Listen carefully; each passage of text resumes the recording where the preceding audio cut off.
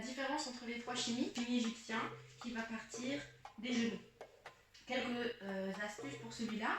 Donc déjà, c'est le moins fatigant. Si vous avez vraiment du mal à le tenir sur la durée, c'est que vous contractez des muscles qui n'ont pas besoin d'être contractés. C'est un chimie qui doit être détendu, à l'exception des cuisses et des mollets qui travaillent pour venir donner ce va-et-vient.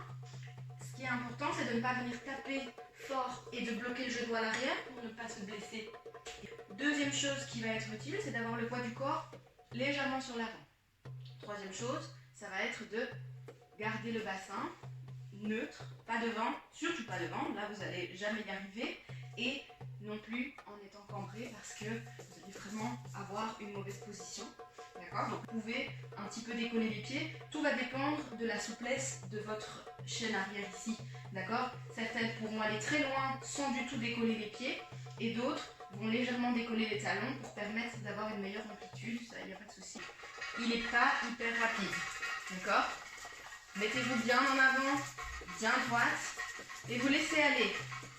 Les hanches, c'est juste le résultat du mouvement des genoux. Je ne fais rien de conscient avec mes hanches, je n'engage pas les muscles des fesses, qui sont très très mous, très relâchés. Je maintiens juste un petit peu mes abdominaux et mon rachis pour rester bien droite. D'accord? Ça c'est mon chimie des genoux.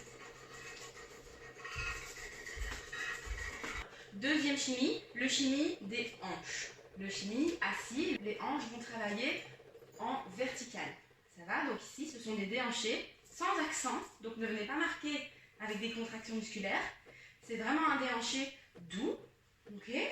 Et vous allez sentir ici, contrairement à l'autre, qu'il est plus fatigant. Les quadriceps, ici, sont beaucoup plus engagés puisqu'on est en position demi-plié. Et ici, le haut du corps est bien soutenu pour ne pas bouger et pas crispé. Ouais. Et les hanches partent sur haut, bas, haut, bas, haut, bas. Pareil, si vous êtes cambré, ça va être plus douloureux pour le dos, plus dangereux. Donc on essaye de garder la position neutre du bassin.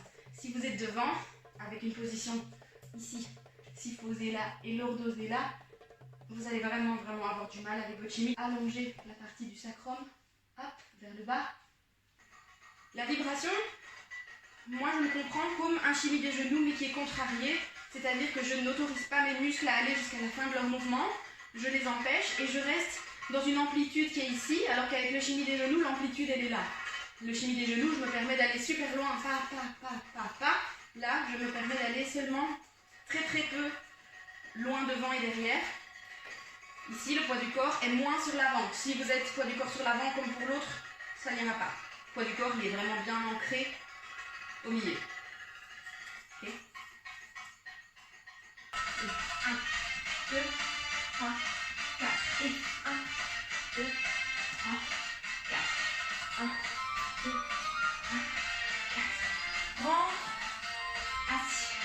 Hop, hop.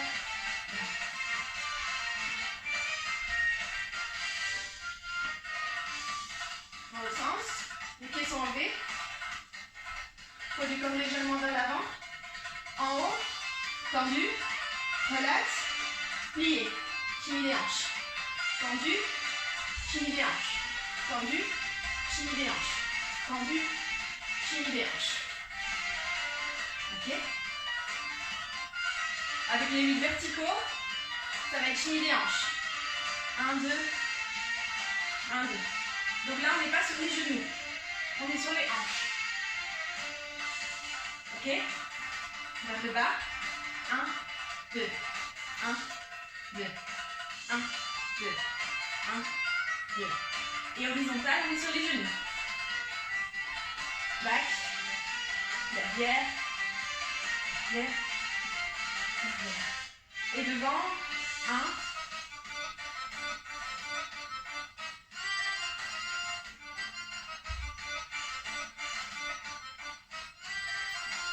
Et le grand cercle, genoux, genoux, et genoux.